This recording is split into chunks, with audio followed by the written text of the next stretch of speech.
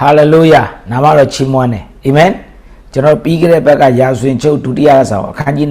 21เนาะအဲ့ဒီအကြောင်းကိုကျွန်တော်ဝေငှခဲ့တယ်ကျွန်တော်ဝေငှခဲ့တာကဘုရားသခင်ပေးထားတဲ့အရာဘုရားခင်ပေးထားတဲ့အရာကိုအလွဲသုံးစားမလုပ်ဖို့เนาะယေဟောယံကသူ့ကိုဘုရားကဘယင်ယာတုပေးတယ်တိုးတော်သူဘယင်ယာတုကိုအလွဲသုံးစားလုပ်တယ်เนาะညီတွေကိုတတ်တယ်မကောင်းတာတွေလုပ်တယ်ဘုရားနဲ့ဆန့်ကျင်တဲ့လမ်းသွားတယ်ဒါကြောင့်ယံသူပေါ်လာတယ်เนาะအမျိုးမျိုးတိုင်းပြည်မှာကမောက်ကမဖြစ်တဲ့သူလည်းဒုက္ခရောက်ရတယ်အောင်လည်းမအောင်မြင်ဘူးဟုတ်လားဒါတွေရင်ဆိုင်ရတယ်ဒါကြောင့်ကျွန်တော်တို့ဘုရားခင်ပေးထားတဲ့အခွင့်အာဏာတွေကိုအလွဲသုံးစားမလုပ်ဖို့အရေးကြီးတယ်လို့ကျွန်တော်ဝေငှခဲ့တယ်ဆိုတော့ဒီတစ်ဘက်ကပတ်2เนาะပတ်2အဲ့ဒီ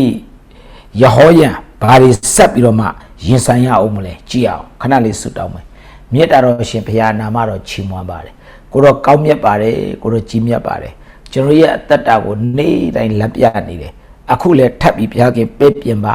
ကျေးဇူးပြုပါကျွန်တော်တို့ကိုတာ၍ဝိညာဉ်ရမှာနားလဲသဘောပေါက်အောင်ကိုတော့ကောင်းကြီးပေးပါကိုတော့ဘုံတော်ကိုတာ၍ထင်ရှားအောင်လုပ်ပေးပါကြီးသောအမှုကိုဘုရားရှင်ပြုပါလက်တော်တဲ့စက္ကတ်တဲ့ဖအရှင်ယေရှုနာမ၌ယိုသေးစွာဆုတောင်းပြီးအနံပါတယ်ဖဗျာအာမင်အာမင်โอเคရာဇဝင်ချုပ်ဒုတိယဆောင်အခန်းကြီး21အပိုင်ငယ်7เนาะကျွန်တော်ဖတ်မယ်ပရောဖက်အေလိယပေးလိုက်သောစာသည်ထိုမင်းထံသို့ရောက်သည်ဖြင့်သင်ဖဒါဝိဒ်ဘုရားသခင်ထာဝရဘုရားမိန့်တော်မူသည်ကားသင်သည်ခမဲတော်ယောရှဖတ်လမ်းနှင့်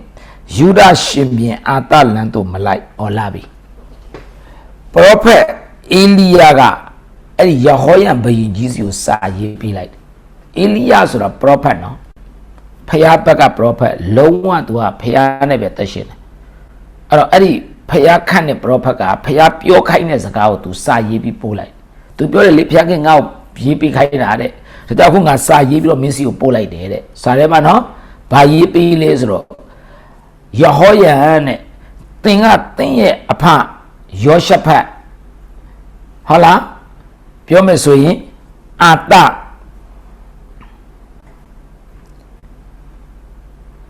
သင်အဖယောရှဖတ်သင်အဖိုးအာတအဲ့ဒီလမ်းသင်မလိုက်ဘူးဒါဆိုယောရှဖတ်နဲ့အာတဘယ်လိုလဲဖျားဘက်မှာရက်ပြီးသွားတဲ့အပိုင်းကိုပြောတာဖျားကိုရွေးချယ်တယ်ဖျားဘက်မှာရက်တည်တယ်အဲ့ဒီအပိုင်းကိုပြောတာလူကမစုံလင်ဘူးလေအာတလည်းမစုံလင်ဘူးယောရှဖတ်လည်းမစုံလင်ဘူးယောရှဖတ်မားတဲ့အပိုင်းရှိတယ်အာတမားတဲ့အပိုင်းရှိတယ်တိုးတော့ဖျားနဲ့ပတ်သက်လာရင်ကိုးကွယ်မှုပိုင်းဟုတ်လားအာနာကိုအလွဲသုံးစားလုပ်တဲ့အပိုင်းဒါမျိုးတော့လုံးဝမရှိဒါမျိုးမရှိဘူးယောရှဖတ်နဲ့အာတနော်အဲ့တော့အခုယေဟောယံကအဲ့ဒီအပိုင်းတွေမှာမှားယွင်းတယ်ဒါကြောင့်ပရောဖက်အေလိယကယေဟောယံကိုစာရေးပေးတဲ့အခါမှာယေဟောယံနဲ့မင်းအဖေနဲ့မင်းအဖိုးမင်းနဲ့လုံးဝမတူဘူးတဲ့အဲ့တော့နင့်အဖေနဲ့နင့်အဖိုးယောရှဖတ်နဲ့အာတရဲ့လမ်းကိုနေမလိုက်ဘူးအဲ့တော့သူ့ရဲ့အမှားတစ်ခုကယောရှဖတ်နဲ့အာတလမ်းကိုနေမလိုက်ဘူးဒါတစ်ချက်ဒုတိယတစ်ချက်ကဘာလဲဆိုလို့ရှိရင်အငယ်73မှာဣသရေလရှင်ဘုရင်တို့လမ်းသို့လိုက်တော်ကြောင်းဣသရေလရှင်ဘုရင်ရဲ့လမ်းကိုမင်းလိုက်တယ်တဲ့ဣသရေလရှင်ဘုရင်ဆိုကိုးကွယ်မှုမားတယ်ဖျားကိုစန့်ကျင်တယ်သူတို့ကမင်းကဖျားကိုစန့်ကျင်တဲ့လမ်းဣသရေလဘုရင်တွေလိုက်တဲ့လမ်းအဲ့ဒီလူတွေလိုက်တဲ့လမ်းကိုမင်းလိုက်တယ်တဲ့ဒုတိယအမှားတတိယအမှားကဘာလဲဆိုတော့အာဟတ်အမျိုးမှားယွင်းသည့်ဤသူယူဒပြည်သူယေရှုမျိုးသားတို့သည်တပါးအမျိုးသားတို့၏ဖျားနှင့်မှားယွင်းမိအကြောင်းပြုသောကြောင့်၎င်းအာဟတ်အမျိုးလိုက်တဲ့လမ်းကိုမင်းလိုက်တယ်တဲ့အာဟတ်အမျိုးကဖျားနဲ့မှားယွင်းတာအခြားဖျားနဲ့ဟာလာရက်တီတာအဲ့တော့အသက်ရှင်တဲ့ဖျားကိုမှားယွင်းတယ်လေအသက်ရှင်တဲ့ဖျားရှိမှသူတို့အမှားပြုတယ်ဆိုတော့ယေဟောယံရေးတဲ့မင်းကအာဟတ်အမျိုးလိုပဲတဲ့ကိုယ့်ရဲ့ယူဒပြည်သူပြည်သားတွေအခြားဖျားနဲ့မှားယွင်းမိအောင်နင်းကခေါ်သွားတယ်တိုင်းပြည်မှာဘယင်ဖြစ်ပြီးတော့မှကိုလက်အောက်ကတိုင်းသူပြည်သားတွေဟာအသက်ရှင်တဲ့ဘုရားနဲ့တွားရမယ့်အစားဘုရားနဲ့စန့်ကျင်တဲ့အရာတွေနော်အဲ့ဒီအရာတွေနဲ့မှားယွင်းအောင်မင်းလုပ်တယ်တဲ့အခြားသောဘုရားနဲ့မှားယွင်းတဲ့ဘက်ကိုမင်းခေါ်သွားတယ်တဲ့အဲ့ဒါသူ့ရဲ့နောက်အမှားတစ်ခုဆိုကြည့်နော်ပထမယေဟောယံရဲ့အမှားကဘာလဲယောရှဖတ်နဲ့အာတလန်ကိုမလိုက်ဘူးနောက်အမှားတစ်ခုက ဣသရေလဘယင်တွေဣသရေလလူတွေလိုက်တဲ့လမ်းကိုလိုက်တယ်နံပါတ်3ဟာသူ့ရဲ့တိုင်းပြည်ကလူတွေအခြားဖျားနဲ့မှားရွေးအောင်သူလုပ်တယ်အာဟတ်အမျိုးလမ်းကိုသူလိုက်သွားတယ်နံပါတ်4အမှားကကိုယ့်ထက်သာ၍ကောင်းသောညီရင်းတို့ကိုတတ်တော်ကြောင့်၎င်းနံပါတ်4အမှားတကယ်တော့ယေဟောယံရဲ့ညီတွေကယေဟောယံလို့မဟုတ်ဘူးယေဟောယံထက်တော့ကောင်းတယ်ယေဟောယံကတိုင်းပြည်ရဲ့ဘယင်ဖြစ်တယ်ယာဒူးရတယ်သူအဖေလုပ်တဲ့လူကယေဟောယံကိုတာဥဆိုပြီးတော့ဘယင်ယာဒူးပေးတယ်သူ့ညီတွေကိုတော့ဥစ္စာတွေပေးလိုက်တယ်စီးစိမ်ဥစ္စာတွေနောက်ခိုင်ခန့်တဲ့မြို့တွေကိုခွဲပေးတယ်ဒါပေမဲ့အဲ့ဒါကိုယေဟောယံမဟုတ်ဘူးသူ့ညီတွေကိုသူတတ်ပလိုက်သူ့ညီတွေကသူ့ထက်ကောင်းတယ်ဒါကြောင့်အေလိယရေးတဲ့စာထဲမှာဘာပါလဲဖျားသခင်ပြောတယ်တဲ့မင်းထက်ကောင်းတဲ့ညီတွေကိုမင်းတတ်တယ်တဲ့နံပါတ်4အမှားဒါသူ့ရဲ့အမှား၄ခုနော်အဲ့ဒီအမှားကြောင့်ရိတ်သိမ်းရမယ့်အရာတွေရှိတယ်နံပါတ်1အမှားအဖေနဲ့အဖိုးလိုက်တဲ့ကောင်းတဲ့လမ်းကိုသူမလိုက်ဘူးနံပါတ်2အမှားဣသရေလလူတွေဖျားကိုပြစ်မှားတယ်အဲ့ဒီလမ်းကိုသူလည်းရွေးချယ်တယ်နံပါတ်3အမှားအာဟတ်အမျိုးလိုက်တဲ့လမ်းကိုလိုက်တယ်အာဟတ်အမျိုးကသူ့အောက်ကတိုင်းသူပြည်သားတွေဟာ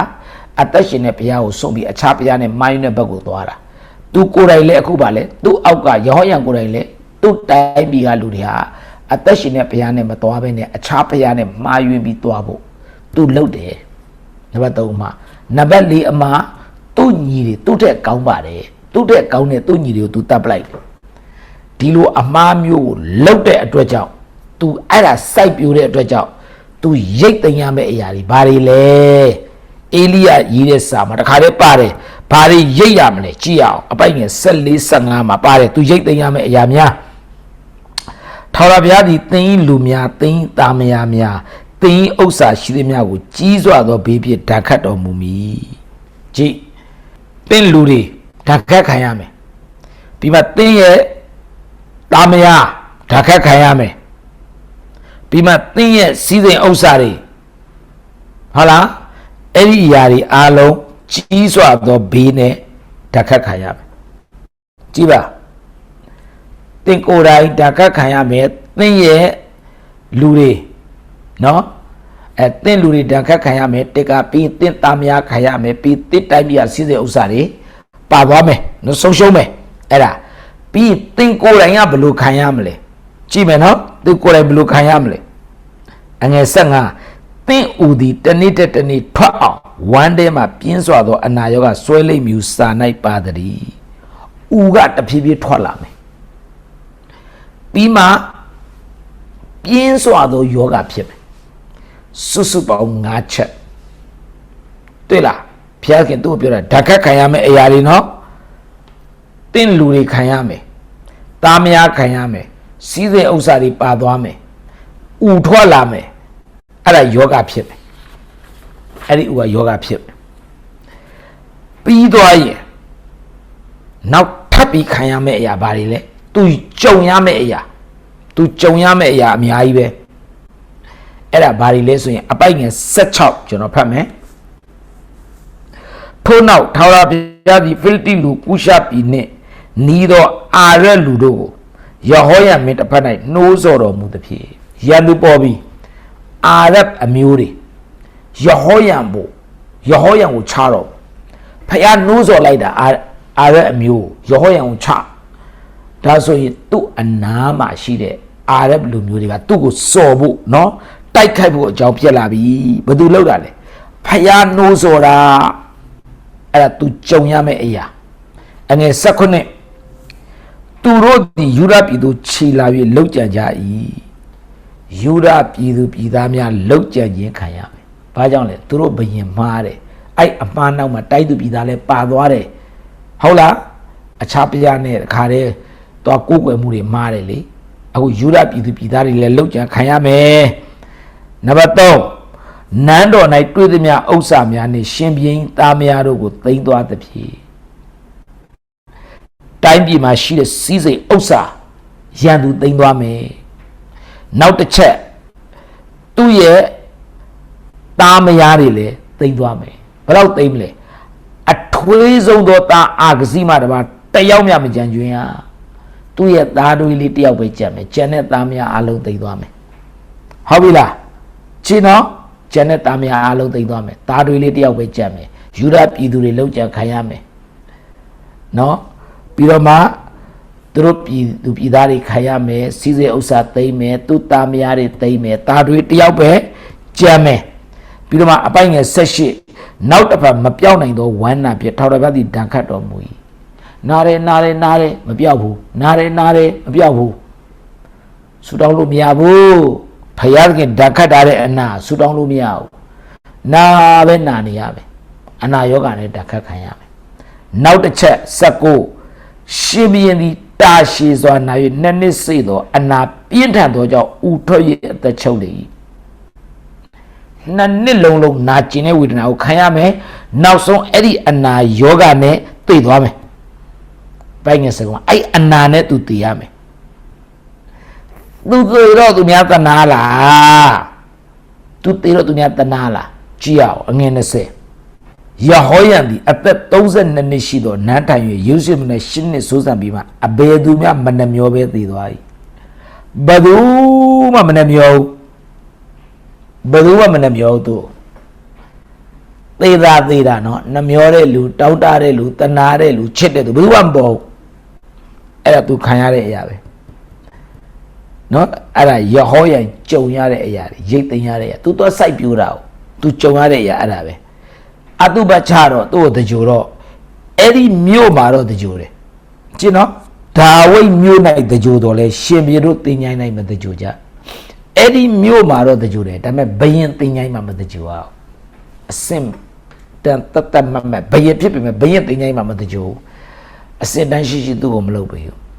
ဒါသူကြုံရတဲ့အရာတွေဖြစ်တယ်နော်အဲ့တော့ဘာနာလေရလေဆိုဖယားသခင်ခွဲခန့်တဲ့ဘယင်ကြည့်နော်ဘုရားခင်ခွဲခန့်တဲ့ဘယင်ဖယားအလိုတော်နဲ့လွဲပြီးအသက်ရှင်လို့ဘုရားဓာတ်ခတ်ချခံရတာဖြစ်တယ်ဘုရားခင်ကိုယ်ကိုခွဲခန့်တာမှန်တယ်နေရာပေးတာမှန်တယ်အလိုတော်နဲ့လွဲပြီးတော့အသက်မရှင်နဲ့ယဟောယံကဘုရားခင်ခွဲခန့်တာတော့ဟုတ်တယ်ဒါဝိဒ်ရဲ့မင်းမျိုးမလားဒါဝိဒ်ရဲ့မျိုးဆက်လေတခြားလူမဝင်ပါဘူးဘယင်တွေကသူတို့ပဲဝင်ဘာလို့ဆိုဒါဝိဒ်ကိုဘုရားခင်ဂတိပေးတာတယ်အဲ့တော့ဘုရားခင်ဂတိတော်အတိုင်းဘုရားခင်ခွဲခန့်တဲ့ဘယင်ဖြစ်တော်အလိုတော်နဲ့လွဲပြီးအသက်ရှင်တဲ့အတွက်ကြောင့်ဖယားတန်ခတ်ခြင်းကိုခံရတာဖြစ်တယ်။ဒါကြောင့်မလို့ဒီနေ့ကျွန်တော်တို့မိသားစုတွေမှာတင်းတော်တွေမှာအိမ်တော်မှာစီးပွားရေးလုပ်ငန်းမှာနော်ဘယ်တိုင်းပြည်မှာနေနေဘယ်နေရာမှာနေနေချမ်းသာတာဆင်းရဲတာအရေးမကြီးဘူး။ဖယားသခင်ခွဲခန့်ထားတဲ့နေရာမှာရှိနေတယ်ဆိုရင်အရေးကြီးတာကအလိုတော်နဲ့လွဲပြီးတော့မလုပ်နဲ့။ခွဲခန့်တာတော့မှန်တယ်ခန့်အပ်တာတော့မှန်တယ်အလိုတော်နဲ့အညီအသက်ရှင်ပါအလိုတော်နဲ့တလွဲအသက်ရှင်မယ်ကိုယ့်ကိုဘုရားခင်ပေးထားတဲ့ခွဲခန့်ခြင်းနဲ့တာဝန်ဝတ္တရားမချော်သွားစေနဲ့ခွဲခန့်ခြင်းတော့မှန်တယ်တာဝန်ဝတ္တရားလည်းရှိတယ်နော်ခွဲခန့်ခြင်းနဲ့တာဝန်ဝတ္တရားကိုဆောင်ရွက်တဲ့အခါမှာအလိုတော်နဲ့အညီဆောင်ရွက်ပါခွဲခန့်ထားတယ်ဘုရားခင်တာဝန်ဝတ္တရားပါပေးထားတယ်ခွဲခန့်ခြင်းနဲ့တာဝန်ဝတ္တရားတွဲနေတာအဲ့တော့ခွဲခတ်ထားပေမဲ့တာဝန်ဝတ္တရားကိုဖယားအလိုတော်နဲ့စန့်ကျင်ပြီးဆောင်ရွက်မိပါကဆောင်ရွက်မယ်ဆိုရင်ယဟောယံကိုကြည့်ဖယားခင်ဓာတ်ခတ်ခြင်းနဲ့အဆုံးသတ်ရတယ်။ဒါကြောင့်ဒီနေ့ဒီဇုံကညီကိုမောင်နှမတွေအရောက်တိုင်းရဲ့တက်တာတွေမှာခွဲခန့်ခြင်းနဲ့မှာတာဝန်ဝတ္တရားရှိပါတယ်။ငါ့ကိုဖယားခင်ခန့်ထားတယ်။ခန့်ထားတာနဲ့ပဲအာဏာပြမနေနဲ့။ခန့်ထားတာနဲ့ပဲအလိုသုံးစားမလုပ်နဲ့။ခွဲခန့်ခြင်းနဲ့တာဝန်ဝတ္တရားရှိဖယားအလိုတော်နဲ့အညီအဲ့တာဝန်ဝတ္တရားကိုဆောင်ရွက်ပါခွဲခန့်ခြင်းရှိတဲ့တာဝန်ဝတ္တရားရှိတယ်ဒါပေမဲ့အဲ့ဒီခွဲခန့်ခြင်းကိုယူပြီးတာဝန်ဝတ္တရားကိုတော့အလိုတော်နဲ့တက်လွဲလုပ်မယ်ဆိုယဟောယံလိုပဲဖယားခင်တက်ခတ်ခြင်းကြုံရတတ်တယ်ဆိုတာလေးကိုသတိပေးနှိုးဆော်ရင်းနဲ့เนาะနှုတ်ကပတ်တော်အဖြစ်အရောက်တိုင်းကိုဝင်ငှလိုက်တယ်အားလုံးကျေးဇူးတင်ဖယားခင်ကောင်းချီးပေးပါစေခဏဆုတောင်းရအောင်မြတ်တော်ရှင်ဖျားနာမတော်ချီးမွမ်းပါတယ်ကိုရောကိုကျေးဇူးတင်တယ်ဒီနေ့နှုတ်ကပတ်တော်အတွက်ချီးမွမ်းပါတယ်အရောက်တိုင်းရဲ့အသက်တာကိုကောင်းကြီးဖြစ်ပါစေဖျားရှင်ရဲ့ခွဲခန့်ခြင်းနဲ့တာဝန်ဝတ္တရားတွေကိုသိစေပါခွဲခန့်ခြင်းနဲ့တာဝန်ဝတ္တရားများကိုလည်းအလိုတော်နဲ့ညီဆောင်ရွက်တော်သူများဖြစ်ရပါမိကြောင်းဒီနေ့နှုတ်ကပတ်တော်ကသတိပေးနေသောကြောင့်ကျေးဇူးတင်ပါတယ်ခွဲခန့်ခြင်းနဲ့တာဝန်ဝတ္တရားရှိတော်လဲအလိုတော်နဲ့စန့်ကျင်ပြီးလှုပ်ဆောင်တတ်တဲ့